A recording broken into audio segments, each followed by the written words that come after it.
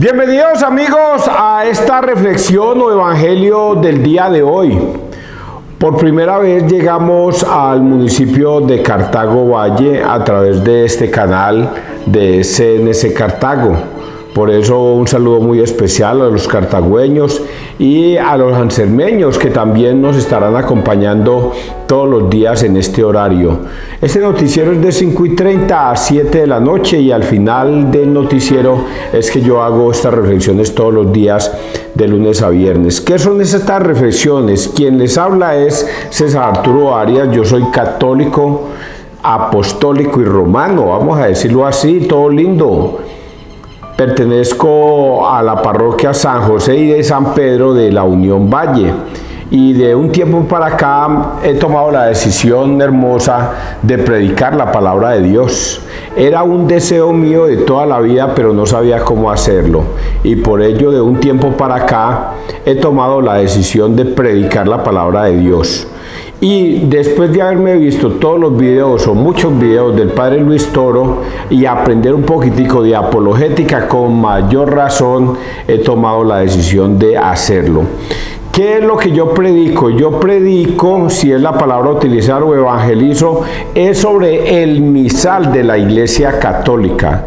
Lo que la Iglesia Católica predica hoy o evangeliza hoy con el misal del Evangelio es lo que está sucediendo en Roma, en China, en Alaska, en Canadá, en Chile, en cualquier parte del mundo. Es el mismo evangelio y ese evangelio es el que yo predico. Pero el evangelio que yo predico no son palabras mías, para que ustedes no vayan a malentender esta situación de que quien les va a hablar es un pecador que se llama César Arturo Arias, pero que lo que él predica es palabra de Dios. Luego, lo que yo voy a decir está escrito en la Biblia, y si está escrito en la Biblia es palabra de Dios. Yo no voy a entrar en conjeturas ni voy a decir cosas por mi propia cuenta, sino que si está escrito es lo que Dios nos está revelando en el día de hoy. Una problemática que tenemos hoy en el mundo entero es que la iglesia se ha multiplicado por el mundo entero a más de 60,000 o 70,000 iglesias, y cada loco que lee la Biblia cree tener la razón y se hace para sí mismo una doctrina y comienza a organizar un salón. Consigue un garaje, se monta unas sillas, monta un altar, busca un texto de la Biblia que sea bonito y diga Jesucristo está vivo, corona de la vida, testigos de Jehová, evangélicos séptimo día, adventistas, y entonces se inventan toda clase de nombres y creen que por el nombre ya pertenecen a Cristo. Hoy yo les voy a enseñar o les voy a indicar que la única iglesia que fundó Cristo hace 2000 años se llama Iglesia Católica, y no es porque nosotros creamos que somos una iglesia más del mundo. No, somos la única iglesia que Cristo fundó en Mateo 16:18. Y por ello, desde esa perspectiva, cuando Jesucristo en Mateo 28:19 le dijo a sus discípulos: vayan, hagan que todos los pueblos sean mis discípulos, bautícenlos en el nombre del Padre, del Hijo y del Espíritu Santo, y enséñenles a obedecer todo lo que yo les he mandado, todo lo que yo les he enseñado. Y eso es lo que yo vengo a hacer en el día de hoy. Espero que ustedes escuchen la palabra de Dios y no endurezcan su corazón en el día de hoy. Si tienen algo que decir y me quieren refutar, con mucho gusto, muchachos, con mucho gusto. Desde cualquier parte, si usted me dice: venga César, vamos a hablar o vamos a debatir sobre la palabra de Dios, hágale, que yo estoy dispuesto a hacerlo. Persinémonos, muchachos, en el nombre del Padre, del Hijo y del Espíritu Santo. Amén. Del libro del Eclesiástico 17, 20, 28. La semana pasada estuvimos hablando sobre este libro eclesiástico, que para mí es primera vez que lo leo. Pero qué cosas tan impresionantes leí la semana pasada. Fue una cosa terrible lo que yo leí la semana pasada, con todas las enseñanzas que me dejó. Y esta semana parece ser que continuamos con ese libro. Eclesiástico 17, 20, 28. Retorna al Altísimo, aléjate de la injusticia. A los que se arrepienten, Dios los deja volver y reanima a los que pierden la paciencia. Vuelve al Señor, abandona el pecado, suplica en su presencia y disminuye tus faltas. Retorna al Altísimo, aléjate de la injusticia y detesta de corazón la idolatría. En el abismo, ¿quién alaba al Señor como los vivos que le dan gracias? El muerto, como si no existiera, deja de alabarlo. El que está vivo y sano, alaba al Señor. Qué grande es la misericordia del Señor y su perdón para los que vuelven a Él. Palabra de Dios, te alabamos a ti, Señor Jesús. Bueno, para los cartagüeños, quiero decirles que yo reflexiono sobre las tres lecturas, el Salmo y también el Evangelio. Vamos con esta primera lectura que es del Eclesiástico. Cómo Dios hoy nos dice que Él es un Dios lleno de misericordia, rico en piedad, rico en perdón, lento a la ira y a la cólera. Hoy Dios nos está dando la fórmula de cómo ser salvos en la vida y por ello vamos a analizar apologéticamente esta lectura para que no quede como que ya la leímos y ese es el problema de los católicos, que leen la lectura pero no se concentran a leer y a escudriñar la palabra que está escrita, que muchas cosas nos tiene que decir. Empecemos entonces. A los que se arrepienten, Dios los deja volver. La semana pasada, que fue terrible, les decía, Dios es un Dios lleno de misericordia y amor. Pero también les dije que Dios no es un Dios lleno de misericordia y amor con el que no se arrepiente. Solo sí y solo sí es un Dios lleno de misericordia y amor, solo con los que se arrepienten. Y yo les decía a ustedes, la palabra de Dios es para todo el mundo, pero no todo el mundo quiere escuchar la palabra de Dios. Por lo tanto, hoy el Señor nos dice, sí, yo los voy a dejar volver a los que se arrepienten. ¿Y dónde está escrito eso en otras partes de la Biblia?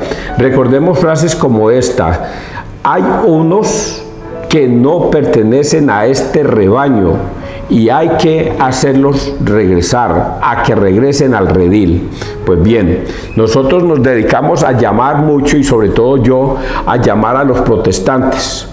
Los protestantes se salieron de la Iglesia Católica, eran católicos. De pronto el muchacho que hoy día es evangélico, de pronto no, pero la mamá y el papá sí. No, de pronto la mamá y el papá no, pero los abuelos sí. Bueno, de pronto los abuelos tampoco, pero los tatarabuelos sí. Los bisabuelos y los tatarabuelos. Por lo tanto, toda esta tierra de Colombia descendemos de la Iglesia Católica. ¿Cómo nos llegó esta buena nueva? 1492, 12 de octubre, llega Cristóbal Colón a estas tierras y con él venía solamente sacerdotes de la Iglesia Católica. Ahí no venían protestantes, ahí no venía nadie, solamente católicos. Y Jesucristo en Mateo 28, 19 cumplió con ese deseo, que fueran por todo el mundo a predicar el Evangelio y que hicieran que todos los pueblos fueran sus discípulos y que les enseñaran a obedecer todo lo que Él les ha enseñado a sus discípulos hace 2000 años. Y eso se ha venido enseñando de generación en generación. Pero cuando un católico se ha salido de la Iglesia de Cristo, comienza a cometer un pecado que se llama el pecado de la apostasía, que es apostatar en contra de la doctrina de Cristo.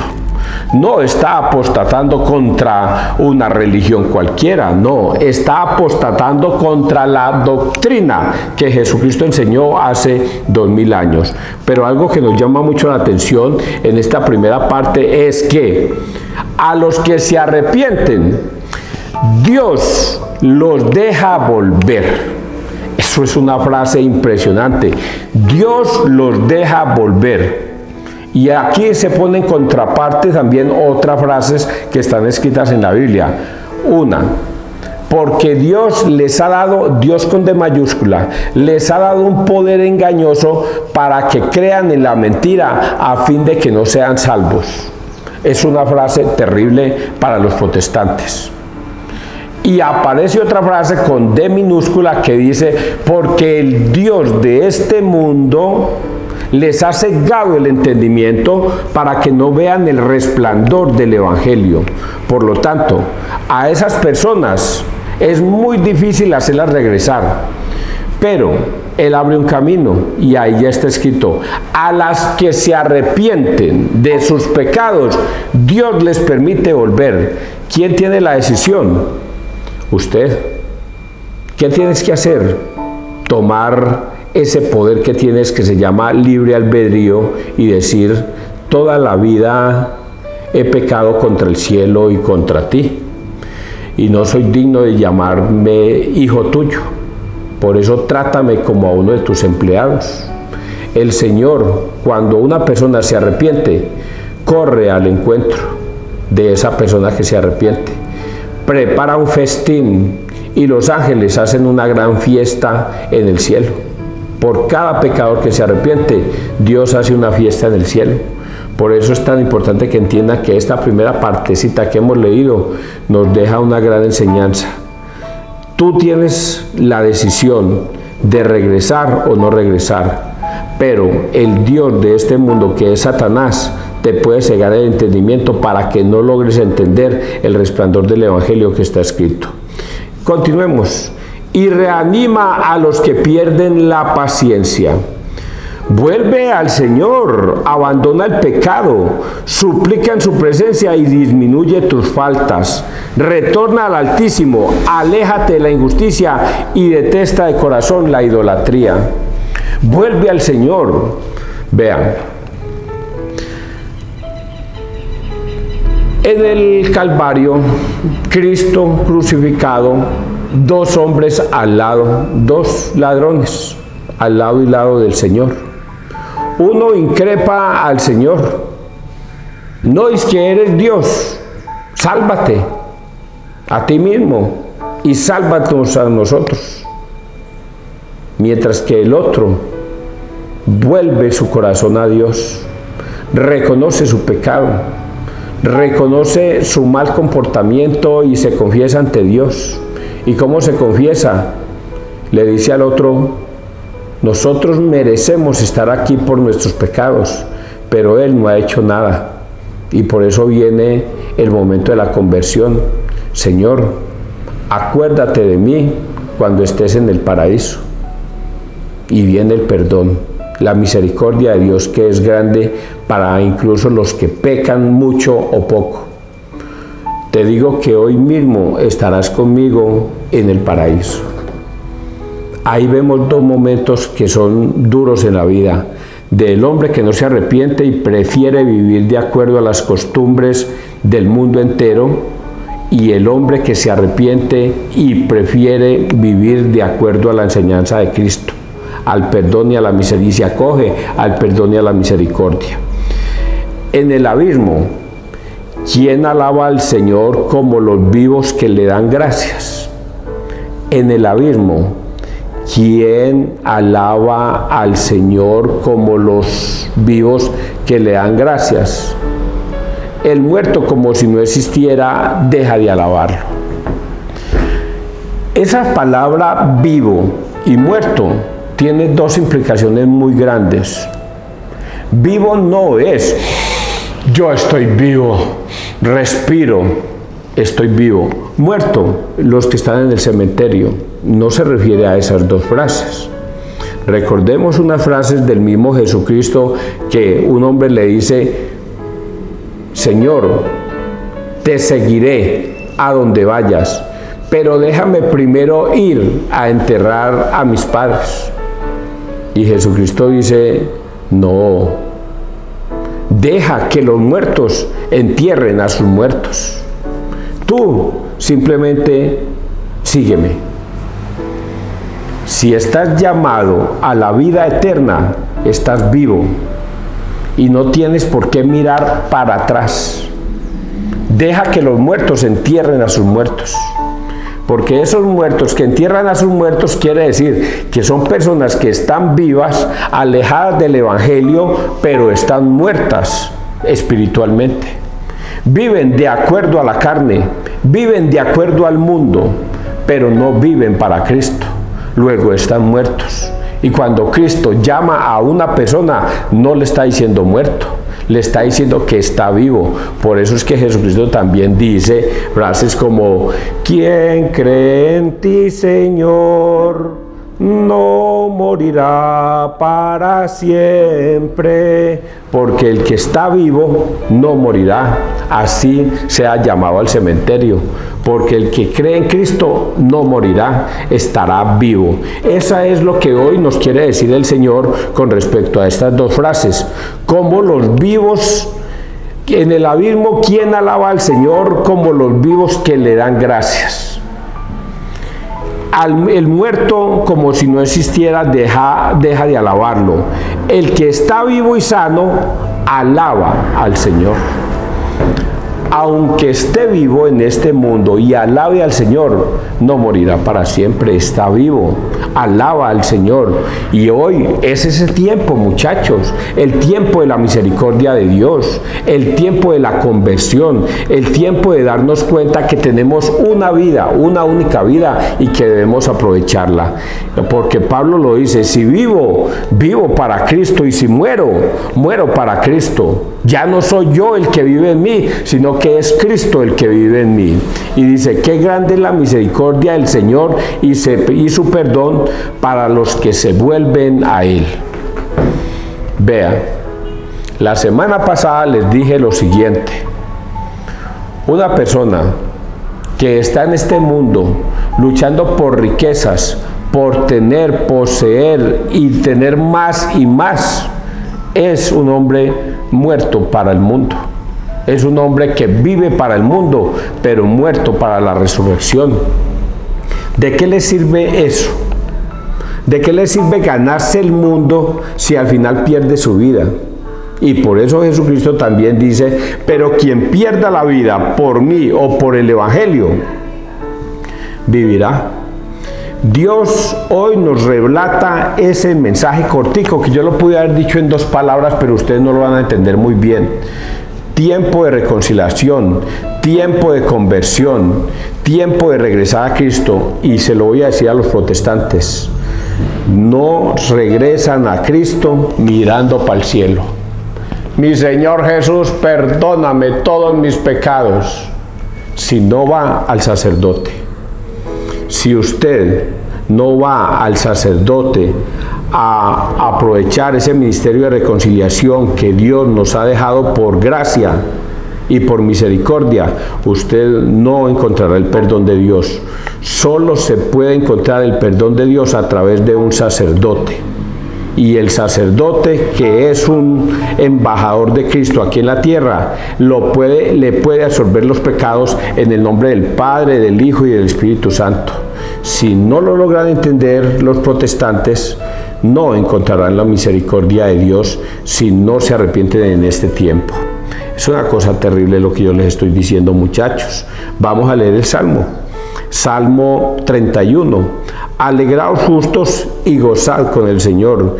Dichoso el que está absuelto de su culpa, a quien le han sepultado su pecado. Dichoso el hombre a quien el Señor no le apunta el delito y en cuyo espíritu no hay engaño. Había pecado, lo reconocí, no te encubrí mi delito, propuse, confesaré al Señor mi culpa, y tú perdonaste mi culpa y mi pecado.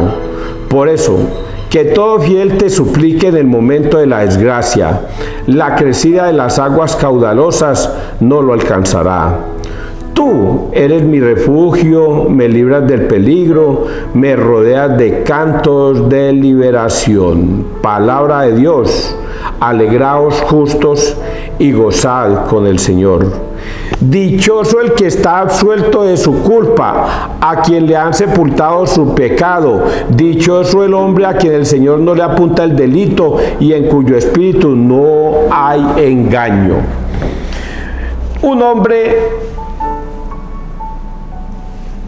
cuadrapléjico, paralítico, lo descienden por una camilla, por un techo y lo colocan a los pies de Jesús. Y Jesús ve que esos hombres que lucharon por bajarlo por la camilla eran hombres de fe. Y como eran hombres de fe, entonces acude a auxiliar al paralítico. Y sus palabras fueron: tus pecados te son perdonados.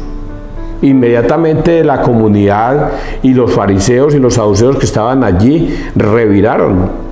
¿Quién es este para perdonar pecados? El único que puede perdonar pecados es Dios que está en los cielos.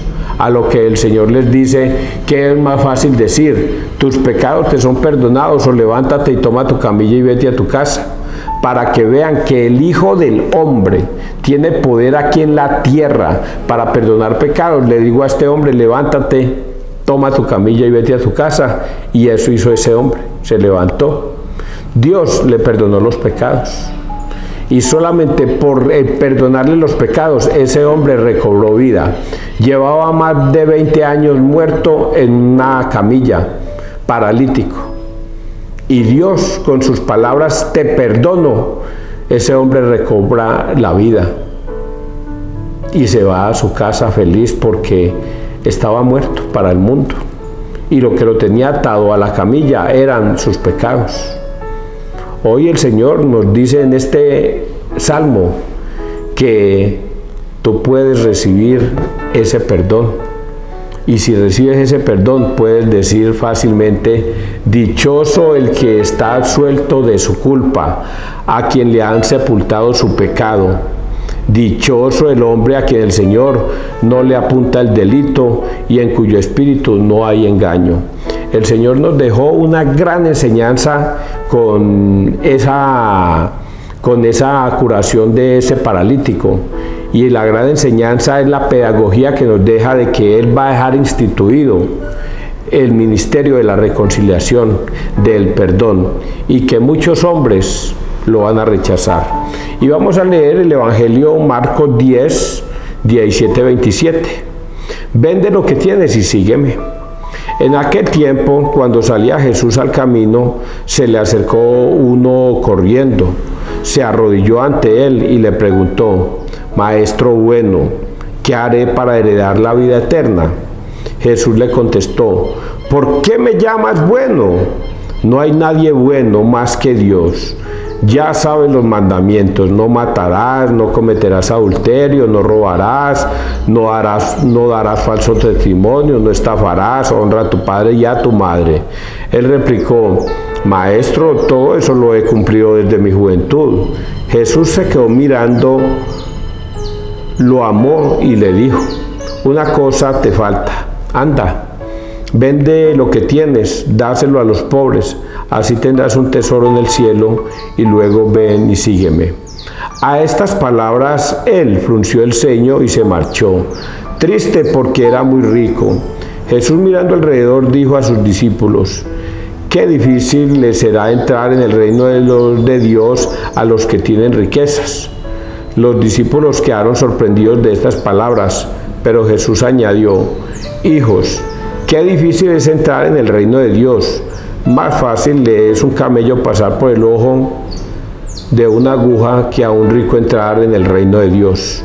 Ellos se espantaron y comentaban: entonces, ¿quién puede salvarse?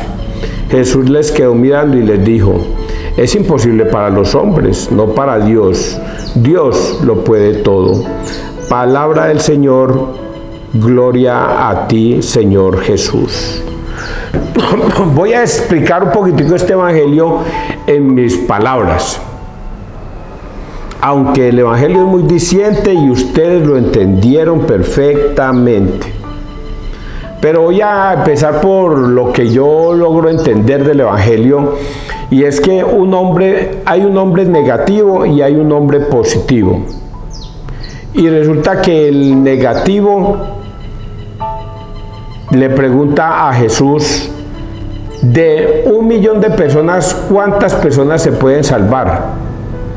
Y el Señor les dice: una. De 1 millón, una persona se puede salvar, una. Y el negativo dice: ¿Cómo así? Apenas una persona de 1 millón se puede salvar.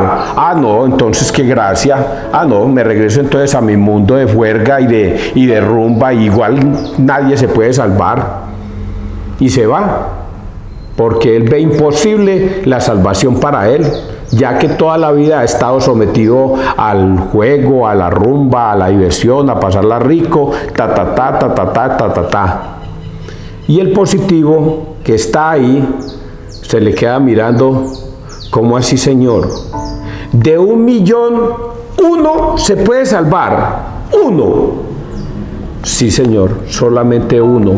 Y el positivo que piensa positivamente dice, bendito y alabado sea Dios, porque ese 1 soy yo. ¿Qué tengo que hacer? Hay una en 1 millón de oportunidades de salvarse. 1.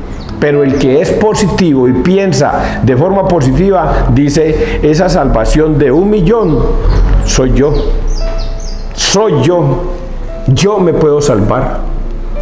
¿Qué tengo que hacer? Y aquí viene la historia del hombre rico. El hombre rico va donde el Señor, todo chévere. Es un hombre bueno. Tengo que decir que este hombre rico no es un narcotraficante, no es un delincuente, no es un hombre que ha atracado, ha hecho toda clase de maldad para conseguir riquezas. No, este hombre que aparece aquí en la Biblia es un hombre bueno. ¿Y cómo detectamos que es un hombre bueno?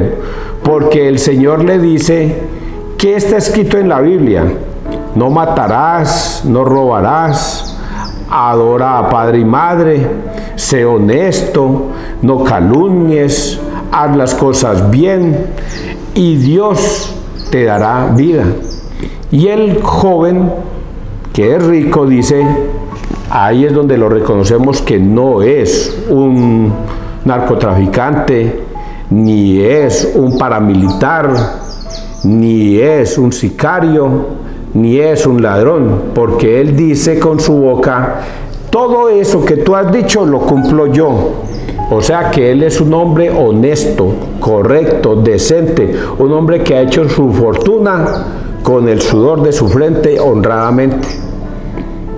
Por lo tanto, no podemos incluirlo dentro de los malvados o los que han hecho toda clase de fechorías por conseguir plata, sino que es un hombre honesto. ¿En dónde falla este hombre? Cuando Jesús ve que este caballero no logra entender muy bien el evangelio, le dice, ahora ve, te falta solamente una sola cosa. Despójate de toda la inmundicia terrenal, de todas tus riquezas.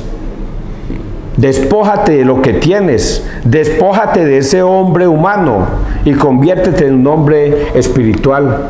Vende todas tus cosas, tus propiedades, vende todo lo que tienes y ven y sígueme. Y este hombre, que era un hombre rico y que tiene que ver con el primer texto que leímos, dijo, no, yo soy demasiado rico, no soy capaz de abandonar todo lo que me ata a este mundo por seguir a Dios en un mundo espiritual. Y por ello prefiere irse, porque es incapaz de abandonar el mundo terrenal y pasar al mundo espiritual. ¿Se acuerda que yo les dije ahorita esa partecita? Que un hombre se le acercó al Señor y le dijo, Señor, te seguiré a donde vayas, pero déjame ir primero a despedirme, a enterrar a mi padre y a mi madre. Y el Señor le dijo, no. El Señor le dijo, no. Deja que los muertos entierren a sus muertos. Tú que has sido llamado para la vida eterna, debes seguirme. No puedes voltear a mirar hacia atrás con el arado. Debes seguirme. Pues hoy el hombre rico es llamado de igual manera a que siga al Señor para la vida eterna, donde van a tener muchas riquezas en el cielo. Pero este hombre rico no fue capaz de despojarse. Es una prueba muy dura. pero el Señor nos está diciendo que es muy difícil para un hombre rico desatarse de este mundo material y pasar al mundo espiritual, donde las riquezas pululan en el cielo, porque o le sirve al dinero o le sirve a Dios. Ese es el evangelio que está escrito en el día de hoy, es dicho de cierta forma con palabras jocosas mías. Hijos, qué difícil es entrar en el reino de Dios. Más fácil le es un camello pasar por el ojo de una aguja que a un rico entrar en el reino de Dios. Entonces, ¿quién puede salvarse? Ya les conté eso. El hombre positivo y el hombre negativo. ¿Quién puede salvarse? ¿Quién se va a poder salvar? Pues el Señor termina con estas frases. Es imposible para los hombres, no para Dios, porque Dios lo puede todo. Y es tan fácil, pero es tan difícil. ¿Cuántas personas se pueden salvar en este mundo de 1.000.000? Yo digo que una. De 1.000.000, una. Porque la puerta es demasiado estrecha para entrar al reino de Dios. Y la puerta es demasiado grande para la perdición. Por eso es que el mundo hoy día actúa como actúa. A mí ya no me asombra, a mí no me asombra. El ELN mató policías, el ELN puso una motobomba o un carro bomba, el ELN secuestró, el ELN quemó buses y camiones, los narcotraficantes inundaron el país de vicio, los secuestradores se llevaron una niña, los ladrones le quitaron la vida a tal persona. Eso a mí no me asombra. Es que el mundo está hecho de eso. Y hace 15 días leíamos, cuando Jesús leía en el Génesis, decía, todo lo hizo bien, pero después se arrepintió de haber creado al hombre y solo salvó a Noé, que lo vio justo, pero el resto inundó el mundo entero y acabó con la raza humana y solo dejó vivos a Noé, su esposa, Sem, Cam y Jafet y sus esposas. 8 personas se salvaron del diluvio, porque Dios quería destruir el mundo, porque descubrió que en el corazón del hombre no había sino maldad, perversiones, iniquidad y todo esto. A mí eso no me asombra. Lo que nos asombra a nosotros es ver personas buenas. Una de 1.000.000. Que Dios te bendiga, que Dios nos bendiga donde quiera que todos estemos.